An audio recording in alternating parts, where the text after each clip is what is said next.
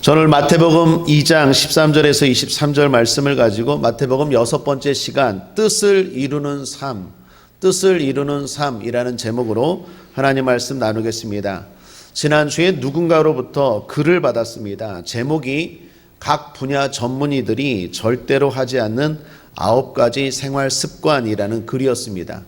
내용이 이렇습니다. 정형외과 의사는 소파에 오래 앉아 있지 않는다고 합니다.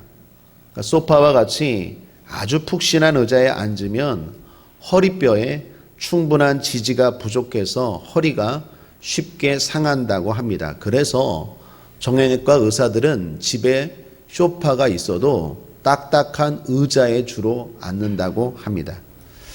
종양과 의사는 오래된 음식을 절대 먹지 않는다고 합니다.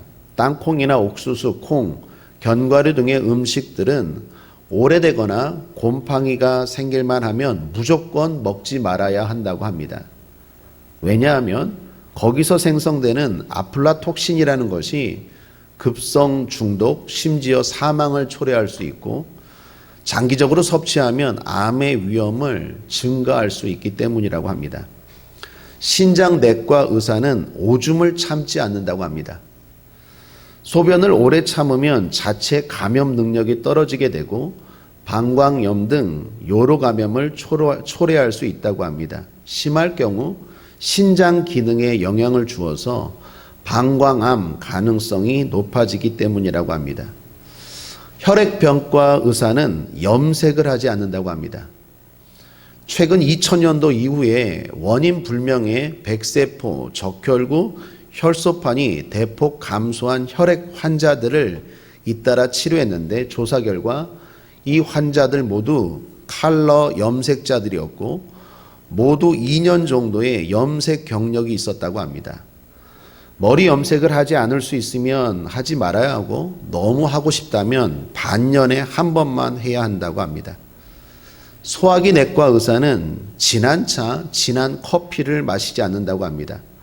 커피와 진한 차는 식도 역류를 일으키기 쉽고 인두에 자극을 줄 수 있다고 합니다.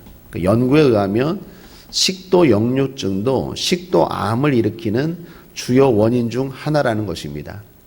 그래서 끓인 맹물이 가장 좋은 음료수라고 소화기 내과 의사들은 주로 끓인 맹물을 먹는다고 합니다.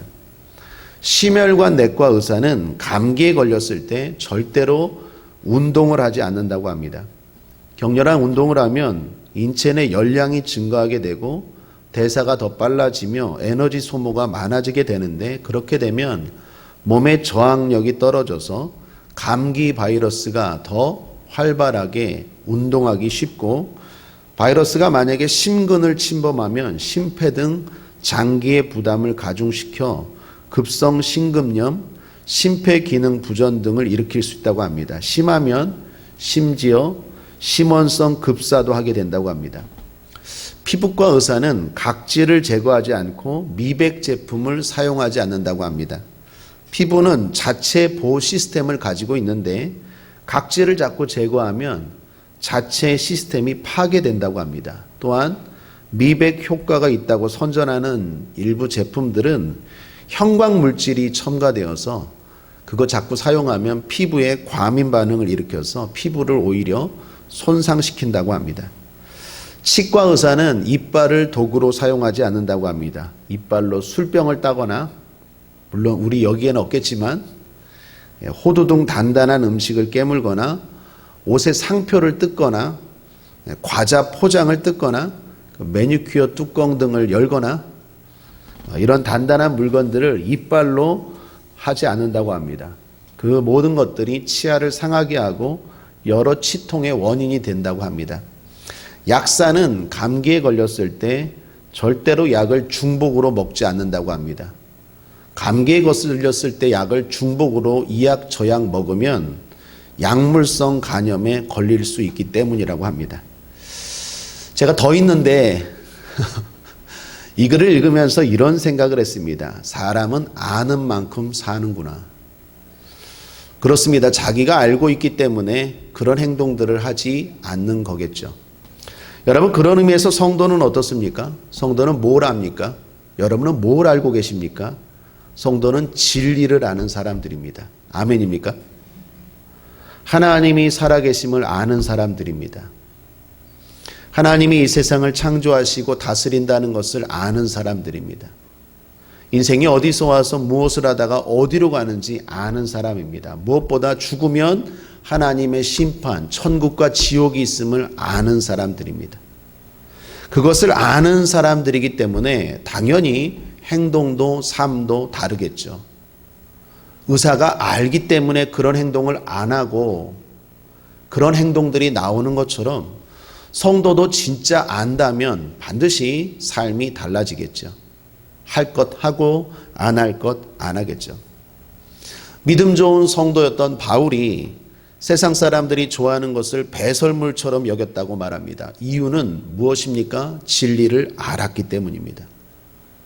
세상이 좋아하는 것들 좋아하는 것보다 하나님의 뜻, 하나님의 것을 따르는 것이 훨씬 더 좋은 것임을 알았기 때문에 그의 삶은 당연히 달라졌다라는 것입니다. 그렇게 주 뜻대로 살고 나서 바울이 이렇게 고백하죠. 디모데후서 4장 8절입니다. 우리 함께 한번 읽어볼까요? 시작. 이제 후로는 나를 위하여 의의 면류관이 예비되었으므로 주 곧 의로우신 재판장이 그날에 내게 주실 것이니 내게만 아니라 주의 나타나심을 사모하는 모든 자에게니라. 그렇습니다. 주님 뜻대로 살고 면류관을 얻는 것이 가장 복된 삶임을 바울은 알았습니다. 알았기 때문에 다르게 살죠. 야고보 사도도 말합니다. 야고보서 1장 12절에 시험을 참는 자는 복이 있도다. 이것에 옳다 인정하심을 받은 후에 주께서 자기를 사랑하는 자들에게 약속하신 생명의 면류관을 얻을 것임이니라. 베드로 사도도 말합니다. 베드로전서 5장 4절에 그리하면 목자장이 나타나실 때에 시들지 아니하는 영광의 면류관을 얻으리라. 사도 요한도 마지막 성경, 마지막 미래를 하나님의 은혜 가운데 보고 알고 나서 이렇게 고백하죠. 요한계시록 2장 10절에 내가 장차 받을 고난을 두려워 말라 볼지어다 마귀가 장차 너희 가운데서 몇 사람을 옥에 던져 시험을 받게 하리니 너희가 10일 동안 환난을 받으리라. 내가 죽도록 충성하라. 그리하면 내가 생명의 면류관을 내게 주리라. 여러분, 성경에 나오는 바울, 야고보, 베드로, 사도 요한, 이 모든 사람들은 다른 삶을 살았어요. 왜요? 이유가 뭡니까? 알았기 때문입니다. 죽으면 끝나는 게 아니라 하나님의 심판이 있고 뿐만 아니라 그렇게 산 사람들에게, 주 뜻대로 산 사람들에게, 말씀대로 산 사람들에게 영광의 면류관, 의의 면류관, 생명의 면류관, 칭찬의 면류관이 예비되어 있다라는 것을 알았기 때문에 그들의 삶과 그들의 행동은 달라졌겠죠. 우리 모두가 주의 뜻을 이루는 복된 삶을 살게 되기를, 그래서 면류관의 주인공이 되기를 주님의 이름으로 축원합니다. 그런 생각을 가지고 오늘 본문을 한번 보겠습니다. 지난주에 요셉과 마리아가 동방박사들로부터 뜻밖의 방문을 받았죠. 깜짝 방문이었습니다. 신분이 높은 사람들이 귀한 황금, 유향, 모략이라는 예물을 가지고 대규모 군단이 먼 데서 와서 초라해 보이는 자기들에게 경배를 하고 위로를 하고 선물을 주고 돌아갑니다. 여러분, 요셉 가족이 어땠을까요? 큰 위로를 받았을 거예요. 큰 격려를 받았을 거예요. 그런데 문제는 위로와 함께 갑자기 또 위기가 찾아옵니다. 헤롯 대왕이 이들 부부와 아기 예수님을 찾아 죽이고자 한 거죠. 사랑하는 여러분, 인생이 그렇습니다. 인생이 늘 희비가 공존하죠. 위로가 있는가 하면 동시에 위험이 또 찾아옵니다. 그래서 옛말에 고사성어에 인생사, 호사다마, 세옹지마라고 하죠. 좋은 일이 있는가 하면 또 안 좋은 일이 있고, 그것이 인생입니다. 성도의 삶도 그렇습니다. 위로를 받았는데 갑자기 또 위험이 찾아옵니다.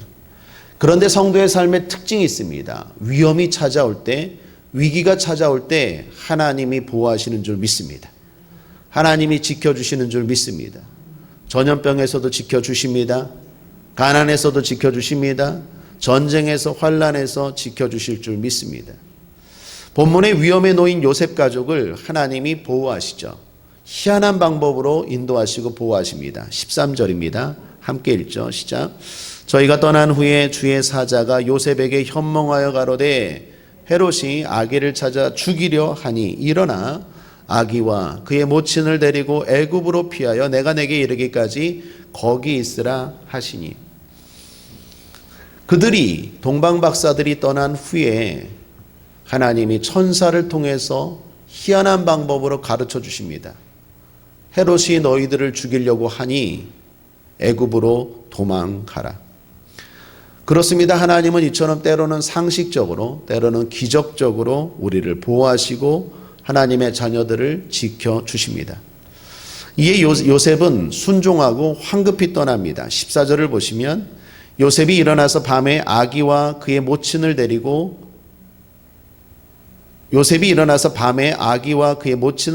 애굽으로 떠나가.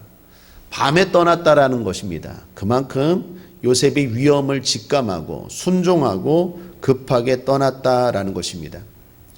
나중에 헤롯이 베들레헴을 급습합니다. 그런데 이미 동방박사들은 돌아오지 않았고 요셉과 가족들은 애굽으로 피한 상황입니다. 헤롯 대왕이 화가 났어요. 화가 난 것으로 그치는 게 아니라 인간으로서는 절대 하지 말아야 될 극악무도한 일을 자행합니다. 그것이 16절입니다. 이에 헤롯이 박사들에게 속은 줄을 알고 심히 노하여 사람을 보내어 베들레헴과 그 모든 지경 안에 있는 산의 아이를 박사들에게 자세히 알아본 그때를 표준하여 2살부터 그 아래로 다 죽이니. 헤롯은 이처럼 아주 포악한 인물이었습니다. 다 죽였어요. 누가 아기 예수인지 모르니까 그 지경 안에 동방박사들이 별을 본 때로 기준하여서 2살 이하쯤 되는 유아들을 다 죽여버렸어요. 이처럼 포악한 사람이 헤롯입니다. 당시 이런 말이 있었습니다. 헤롯의 아들로 태어나느니 헤롯의 돼지로 태어나는 게 낫다. 그렇게 말이 돈 이유는 헤롯이 큰아들과 그리고 부인들을 죽이기까지 했기 때문입니다. 이유는 자신의 자리를 지키기 위해서, 자신의 자리, 권자를 지키기 위해서 아들도 죽이고 부인까지 죽일 정도로 아주 포악한 인물이 헤롯 대왕이었다라는 것입니다. 심지어 이런 예도 있습니다. 자기가 죽을 때 유언을 했는데 내가 죽을 때 이 예루살렘에 존경받는 지도자들을 함께 다 죽이라고 명령했어요. 이유가 뭡니까? 나 죽었을 때 잘 죽었다라고 기뻐하는 사람 없게 하기 위해서. 그럴 정도로 참 악한 사람이 이 헤롯 대왕이었습니다. 이렇게 악하고 강하지만 하나님은 하나님의 자녀들을 지키시는 줄 믿습니다. 세상이 아무리 악하고 강할지라도 사랑하는 성도님들 담대하십시오. 하나님이 어떤 방법으로든 하나님의 자녀들을 지키시고 보호하시는 줄 믿습니다. 인생은 하나님이 지켜주셔야 합니다. 헤롯은 이렇게 자기를 지키고 자기의 자리를 지키려고 했지만 아이러니하게도 1년도 채 못 되어서 죽어요. 내가 내 목숨, 내가 내 삶을 지키는 것이 아니라 하나님이 지켜주셔야 되겠죠. 우리 잘 아는 말씀 시편 127편 1절 2절 상반절까지 함께 읽겠습니다. 시작. 여호와께서 집을 세우지 아니하시면 세우는 자의 수고가 헛되며 여호와께서 성을 지키지 아니하시면 파수꾼의 경성함이 허사로다. 너희가 일찍이 일어나고 늦게 누우며 수고의 떡을 먹음이 헛되도다. 하나님 도와주지 않으면 헛됩니다. 그러므로 우리는 무엇보다 하나님의 도움이 필요합니다. 하나님이 도와주셔야 우리의 일하는 것, 우리의 수고, 우리의 노력, 우리의 계획, 우리가 잠자고 일어나는 것도 헛되지 않아요. 하나님이 도와주지 않으면 안 됩니다. 그것을 아는 사람들은 다르게 살아가겠죠. 요셉 가족이 애굽으로 피한 지 1년도 안 되어서 헤롯이 죽게 되었습니다. 하나님이 다시 요셉 가족을 인도하십니다. 이스라엘 땅으로 돌아오라. 그런데 요셉은 아직도 이스라엘로 가는 것이 두려웠습니다. 그것은 베들레헴에서 있었던 일을 알고 있기 때문입니다. 2살 이하의 아기들을 다 죽였잖아요. 이 소식을 알고 얼마나 두려웠겠습니까? 뿐만 아니라 요셉 가족이 이스라엘로 돌아오기가 두려웠던 이유는 헤롯의 아들이 임금이 된 거예요. 아켈라오라고. 성경 22절도 함께 읽어보겠습니다. 시작. 그러나 아켈라오가 그 부친 헤롯을 이어 유대의 임금됨을 듣고 거기로 가기를 무서워하더니 꿈에 지시하심을 받아 갈릴리 지방으로 떠나가. 헤롯 왕은요, 당시의 왕들이 그랬던 것처럼 부인이 대단히 많습니다. 공식적인 부인만 10명이 넘고 알려지지 않은 후처도 수십 명이 됩니다. 그러니까 아들들도 자녀들도 엄청 많겠죠. 앞서 자기의 권자를 넘보았다 생각하는 큰아들을 죽였고 그 외에도 아들들이 많았습니다.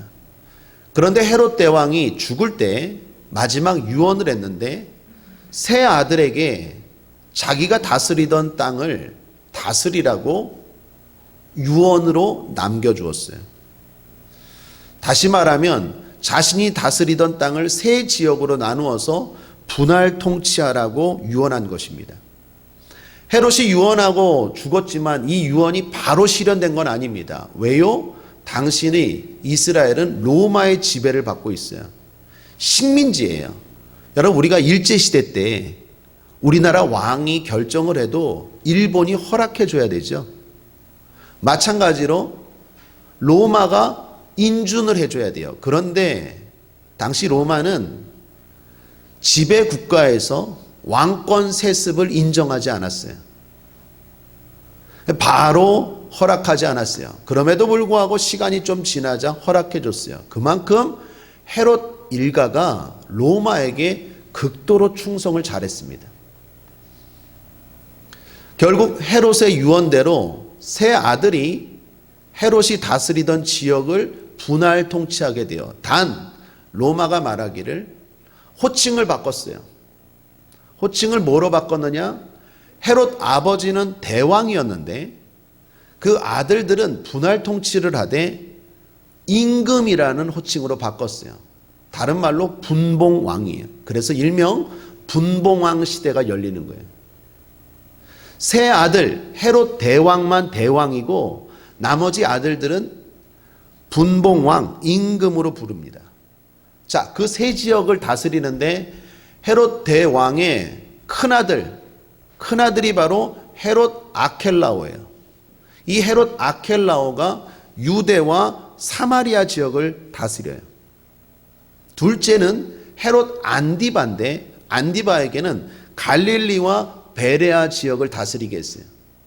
셋째가 헤롯 빌립인데 드라고니 지역을 다스리게 했어요. 자, 오늘 22절에 보면 누구라고요? 헤롯 아켈라오라고 말하죠. 이 큰아들이 지금 아버지가 중심적으로 다스렸던 유대와 사마리아 지역을 다스리고 물려받았다라는 거예요. 그런데 이 헤롯 아켈라오가 아버지 버금가는 포악한 인물이에요. 한 예로 자신의 왕권을 세습한 자신의 왕권을 유대인들이 인정하지 않는다고 해서 3,000명의 유대인들을 학살했던 사람이 이 헤롯 아켈라오예요. 그러니까 요셉이 헤롯 대왕이 죽었지만 그 아들이 여전히 포악하다는 걸 듣고 돌아가기가 두려웠던 거예요. 그래서 하나님이 꿈에 어디로 인도했다고요? 갈릴리 나사렛으로 인도했어요. 거기는 누가 다스립니까? 헤롯 대왕의 둘째 아들 헤롯 안디바가 다스려요. 헤롯 안디바 이 둘째는 형보다는 아주 온순해요. 그래서 갈릴리로 주님이 특별히 갈릴리 지역의 나사렛이라는 동네로 주님이 요셉 가족을 인도하는 거예요. 특별히 나사렛은 또 의미가 있죠. 나사렛은 예수님의 고향. 요셉이 머물렀던 곳이기도 하기 때문에 하나님이 꿈에 두려워하는 요셉에게 유대 사마리아 지역으로 가지 말고 예루살렘으로 가지 말고 갈릴리 나사렛으로 가라라고 인도했다라는 것입니다. 자, 여기 요셉 가족의 이사 여정을 보십시오. 예수님의 어린 시절입니다. 나사렛에서 베들레헴으로, 그 베들레헴에서 왜 갔죠? 인구조사 때문에 간 거예요. 아버지 따라서 나사렛에서 베들레헴으로. 그 베들레헴에 가서 낳게 되죠. 마리아가 임신은 나사렛에서 했는데 예수님을 낳는 건 베들레헴에서 낳잖아요. 베들레헴에 간 이유는 인구조사, 로마가 다스리기 쉽게 하기 위해서 인구조사를 하는데 자기의 고향지로 돌아가서 호적을 조사하는데 그렇게 간 사이에 예수님을 낳은 거예요. 그러니까 예수님을 보면 나사렛에서 베들레헴으로, 베들레헴에서 애굽으로, 애굽에서 다시 어디요? 나사렛으로. 자, 이해되십니까? 예수님의 어린 시절의 여정이에요. 중요한 건 이러한 이사가 대단히 힘들다라는 거예요.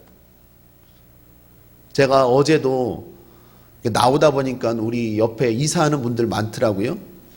영구 이사, 또 이사 888, 영종도 이사 하는데 이사들 편해졌더라고요. 주인은 가만히 있고 그냥 아침에 왔다가 저녁에 그냥 다 이사하고 그러니까 끝나버려요. 여러분, 요즘 이사들은 대단히 편해요. 그런데 이때 이사는요 너무 힘들어요. 깐난둥이 데리고 여기저기 말이 그렇지요. 나사렛에서 베들레헴, 베들레헴에서 애굽, 애굽에서 다시 나사렛, 이러한 여정이 엄청나게 힘들고 고통스러웠다라는 것입니다. 그런데 잘 보시면 놀라운 게 그러한 고통스러운 여정, 하나님의 인도하심에 순종한 그것이 하나님의 뜻을 이루는 삶이 돼요. 오늘 말씀에서 중요한 세 구절이 나오는데 성경을 보십시오. 15절 한번 읽겠습니다. 시작. 헤롯이 죽기까지 거기 있었으니 이는 주께서 선지자로 말씀하신 바 애굽에서 내 아들을 불렀다 함을 이루려 하심이니라. 17, 18절도 함께 읽겠습니다. 시작. 이에 선지자 에레미야로 말씀하신 바 라마에서 슬퍼하며 크게 통곡하는 소리가 들리니 라헬이 그 자식을 위하여 애곡하는 것이라. 그가 자식이 없으므로 위로받기를 거절하였다 함이 이루어졌느니라. 23절도요. 나사렛이라는 동네에 와서 사니 이는 선지자로 하신 말씀에 나사렛 사람이라 칭하리라 하심을 이루려 함이로라. 자, 보십시오. 요셉 가족은 하나님의 인도함을 받아 움직였어요. 순종했습니다. 그래서 힘들고 고통스러운 이사를 했어요. 그런데 그 일이 하나님의 뜻을 이루는 삶이 되었어요. 하나님의 뜻대로 사는 삶, 하나님의 뜻을 이루는 삶, 그것보다 영광스럽고 복된 삶이 없는 줄 믿습니다. 그 끝에 면류관이 있어요. 그것을 알았기 때문에 앞서 소개했던 바울도 베드로도 야고보도 성경의 수많은 사람들이 어떻게 해요? 다르게 살아가요. 왜요? 하나님의 뜻을 이루고 하나님의 뜻 가운데 사는 게 가장 영광스럽고 복된 삶임을 알기 때문에. 요셉 가족도 마찬가지입니다. 하나님의 말씀을 이루려 함이래요. 그런데 이 이루는 삶에서 요셉이 어떻게 합니까? 순종했다라는 거예요. 알지 못하고 순종했는데 결과적으로 하나님의 뜻을 이루는 삶이 되었다라는 것입니다. 자, 사랑하는 여러분, 주의 뜻을 이루는 복된 삶을 살길 원하십니까? 원하셔야 돼요. 그거 모르면 교회 나올 이유가 없어요. 그거 아셔야 돼요. 그게 진리예요. 그게 진짜예요. 그게 예수 믿는 진짜고 복 중에 복입니다. 그러한 삶을 살길 원한다면 오늘 이 말씀을 통해서 두 가지를 다짐하셔야 돼요. 저 여러분, 오늘 이 시간 요셉 가족을 통해서 이 말씀을 통해서 두 가지를 다짐합시다. 첫 번째, 나를 뛰어넘는 순종의 삶을 살리라 다짐하셔야 돼요. 한번 따라 할까요? 나를 뛰어넘는 순종의 삶을 살겠다 다짐하셔야 돼요. 자, 보십시오. 요셉은 하나님의 뜻을 이루려고 한 게 아니에요. 그냥 순종했는데 하나님의 뜻이 이루어졌어요. 결론부터 말하죠. 성공이 하나님의 뜻을 이루는 게 아니라 순종이 하나님의 뜻을 이루는 거예요. 많은 사람들이 착각을 해요. 내가 무슨 스타가 되어서, 내가 돈을 많이 벌어서, 내가 무슨 권력을 줘서 하나님 영광 받아없어서. 무슨 하나님 영광 받아요. 자기 영광 드러내려고 하고, 자기 돈 자랑, 자기 힘 자랑, 자기 인기, 명예 자랑하려고 하는 거지. 솔직히 안 그래요? 하나님은 언제 영광을 받느냐? 물론 우리가 주 뜻대로 순종해서 잘 될 때 하나님 영광 받지만, 전제 조건은, 진짜 중요한 건 순종이 전제 조건이에요. 때로는 순종할 때 성공하지 못할 수도 있어요. 그러나 순종하는 삶이 하나님 영광 받는 삶이에요. 반대로 순종하지 않는데도 성공할 수 있어요. 돈 잘 벌 수 있어요. 권력 잡을 수 있어요. 그렇다고 하나님 영광 받는 거 아니에요. 사랑하는 여러분, 순종이 주의 뜻을 이루는 삶이고 그 삶이 하나님께 영광 돌리는 삶이에요. 지난주 한국 100주년 기념회관에서 정치인들 절에 가서 합장하는 거 어떻게 봐야 하는가, 신학교 유명한 교수님들 토론했어요. 여러분, 대한민국 국회에 크리스찬 정치인들이 대단히 많아요. 근데 왜 이 나라가 주 뜻대로 세워지지 않죠? 뭔가 잘못된 거죠. 성공한다고 하나님 영광 받는 게 아니라 순종해야 영광 받으세요. 순종할 때 주의 뜻이 이루어지는 거예요. 근데 그 순종이요, 나를 뛰어넘는 순종이 돼야 돼요. 자, 요셉을 잘 보십시오. 요셉이 애굽으로 가라는 말씀에 순종했어요. 다시 돌아오라는 말씀에 순종했어요. 앞서 말씀드린 것처럼 이사는 당시에 대단히 힘든 일이에요. 힘든 일이에요. 아기도 어려요. 아기도 핏덩이에요. 그런데 나를 뛰어넘어 순종, 자신의 상황을 뛰어넘어 순종했다라는 거예요. 자, 또 하나, 주님이 어디로 피하라고 했습니까? 애굽으로 피하라 그랬어요. 하필 애굽이에요. 애굽이 어떤 곳인데요? 이스라엘에게는 상처가 있는 곳이, 부끄러운 곳이 애굽의 노예였잖아요. 도망가라고 했는데 하필 그것도 애굽으로 피하래요. 내 감정과 맞지 않아요. 그런데 요셉이 순종했어요. 무슨 말입니까?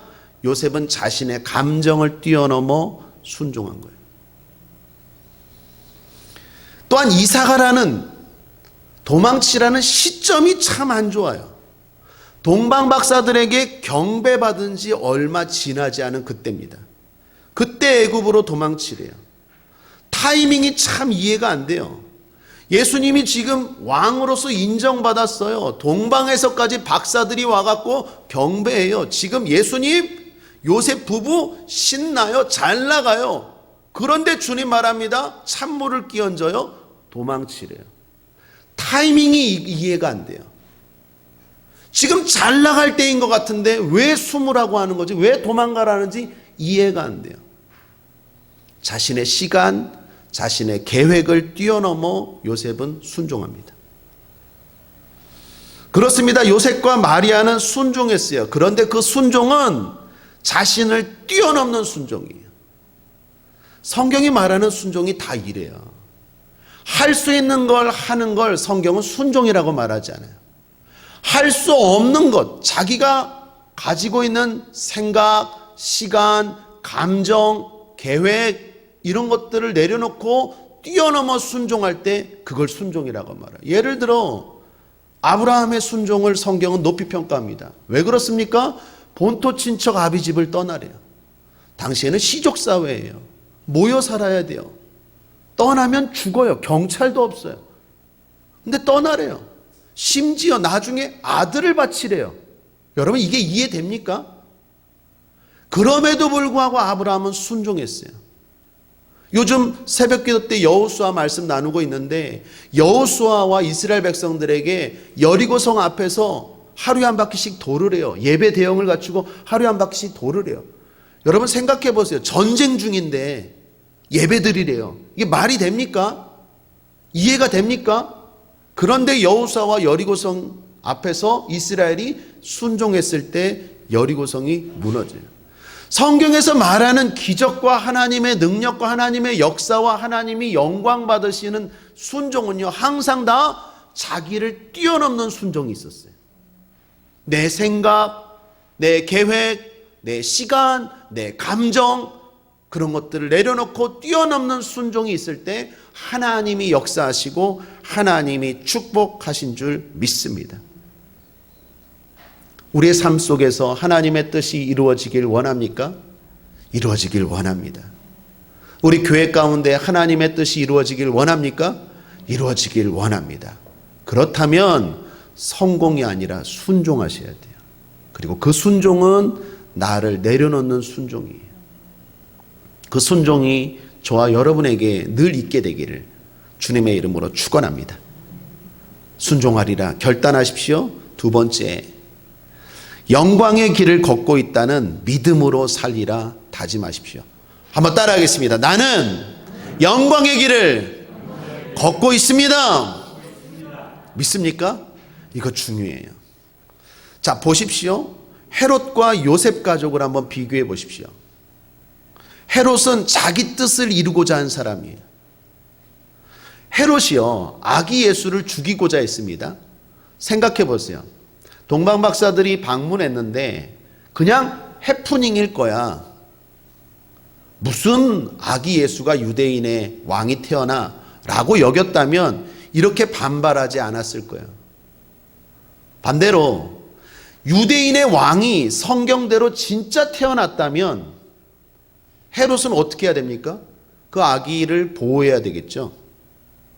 그런데 헤롯은 어떻게 행동합니까? 유대인의 왕이 태어났다라는 것을 알고 믿었어요. 그리고 행동은 죽이려고 해요.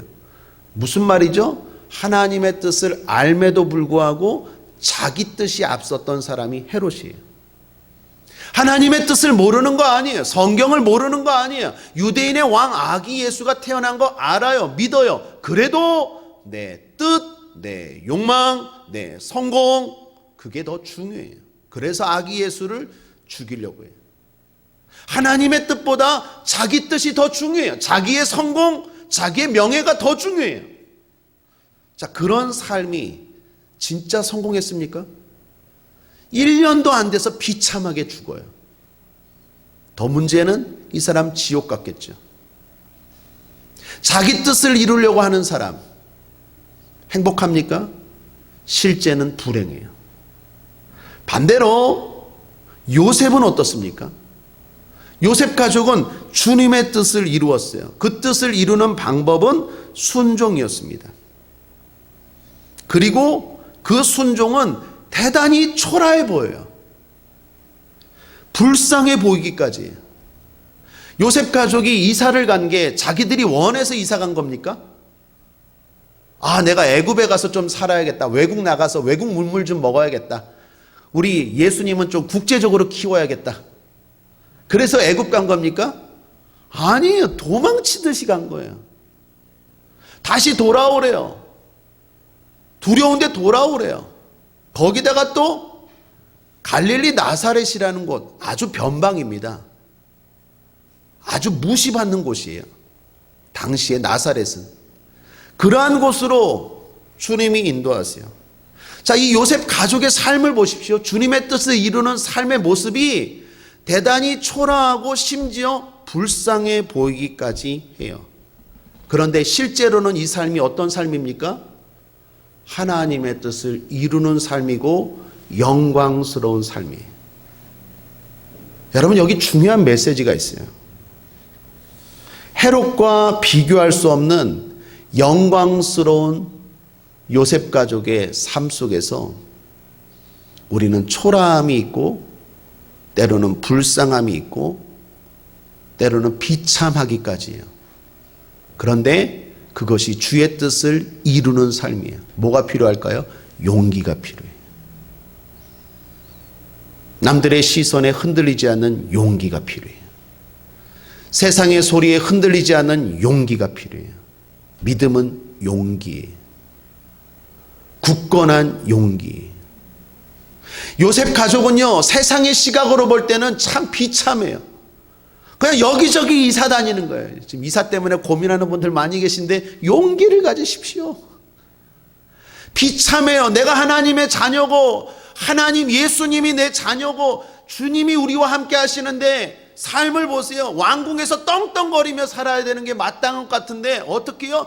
맨날 이사 다니고 쫓겨다니고 그냥 돈이 없어서 아둥바둥 하는데 성경은 뭐라고 말합니까? 비참하다고 말합니까? 아니요. 주의 뜻을 이루려 함이니라. 성경을 이루려 함이니라. 하나님의 뜻을 이루려 함이니라. 하나님의 뜻이 이루어지고 있어요.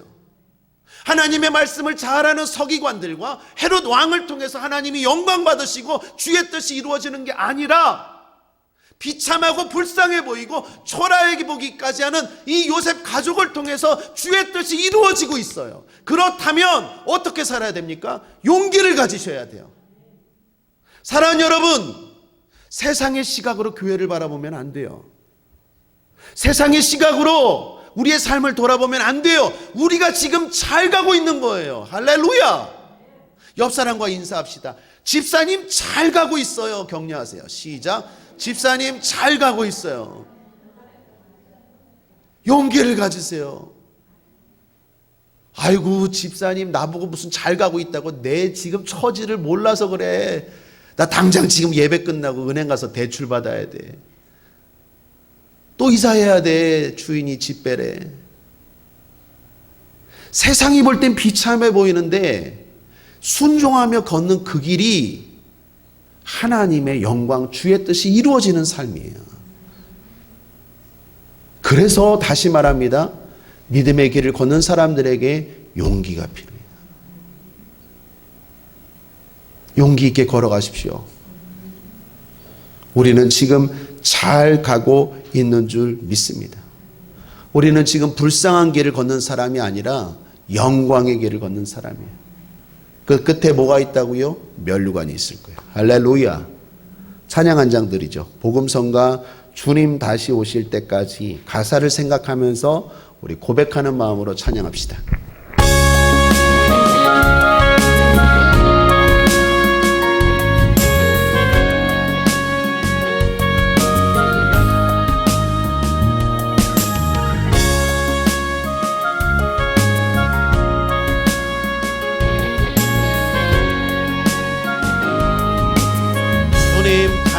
오실 때까지 주님 다시 오실 때까지 나는 이 길을 가리라.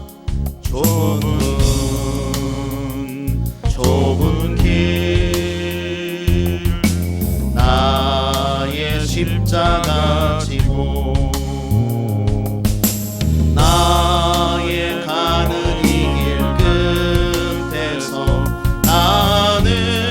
주님을 보리라. 영광의 내 주님 나를 맞아주시니 주님 다시 오실 때까지 나는 일어나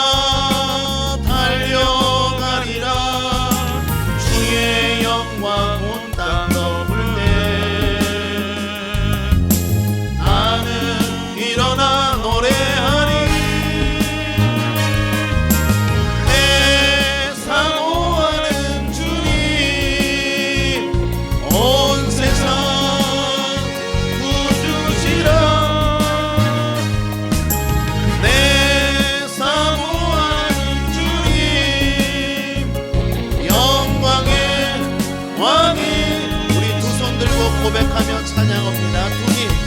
주님 다시 오실 때까지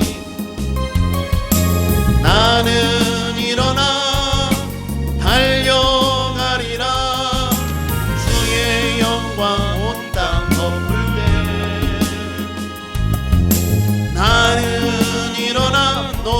하리. 아멘. 내 사모하는 주님, 온 세상 구주시라. 내 사모하는 주님,